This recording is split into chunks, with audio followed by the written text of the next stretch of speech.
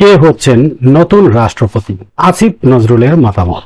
দেশের 22তম রাষ্ট্রপতি মোহাম্মদ শাহাবুদ্দিন পদত্যাগ করেছেন। 24 জুলাই শুক্রবার বিকেলে সংসদ সচিবালয়ে আয়োজিত এক জরুরি সংবাদ সম্মেলনে জাতীয় সংসদের স্পিকার হাফিজ উদ্দিন আহমেদ রাষ্ট্রপতির পদত্যাগপত্র গ্রহণের বিষয়টি নিশ্চিত করেছেন। রাষ্ট্রপতির পদ শূন্য হওয়ার পর এখন দেশের 23তম রাষ্ট্রপতি হিসেবে কে দায়িত্ব নিতে যাচ্ছেন তা নিয়ে শুরু হয়েছে নানা আলোচনা ও জল্পনা।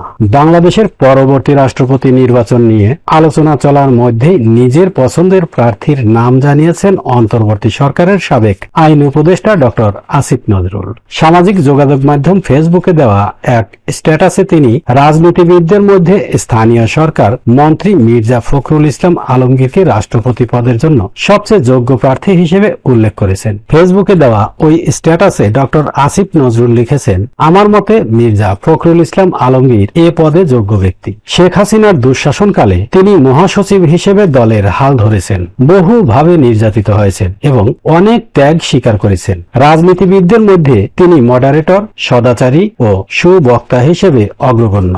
স্ট্যাটাসে আসিফ নজরুল আরো লিখেছেন, প্রধানমন্ত্রী তারেক রহমানের সঙ্গে তার দীর্ঘ বোঝাপড়ার সম্পর্ক রয়েছে। বেগম খালেদা জিয়ার কাছে তিনি ছিলেন সন্তান সম একজন। বিএনপিতে উপযুক্ত আরো কেউ কেউ আছেন, তবে আমার মতে সব দিক বিবেচনায় মির্জা ফখরুল ইসলাম এগিয়ে থাকবেন। রাজনীতিবিদদের মধ্যে কাউকে রাষ্ট্রপতি করা হলে তিনি সম্ভবত সেরা প্রার্থী। শুক্রবার শারীরিক ও মানসিক অসামর্থ্যতার কারণ দেখিয়ে পদত্যাগ করেন রাষ্ট্রপতি মোহাম্মদ শাহাবুদ্দিন। দায়িত্ব ছাড়ার কারণ জানিয়ে পদত্যাগপত্রে তিনি লিখেছেন, আমি গুরুতর অসুস্থ, হৃদরোগ, উচ্চ রক্তচাপ, ডায়াবেটিস ও কিডনি জটিলতায় ভুগছি।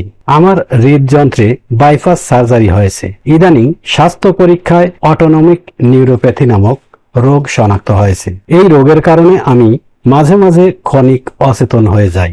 রোগসমূহের প্রাদুর্ভাবে শারীরিক ও মানসিক অসামর্থ্যতার কারণে রাষ্ট্রপতির মতো গুরুত্বপূর্ণ সাংবিধানিক পদের দায়িত্ব পালন করা আমার পক্ষে সম্ভব হচ্ছে না। আমার দীর্ঘমেয়াদে চিকিৎসা প্রয়োজন। এমত অবস্থায় সংবিধানের 50-এর 3 অনুচ্ছেদের বিধান অনুযায়ী আমি রাষ্ট্রপতির পদ হতে পদত্যাগ করছি।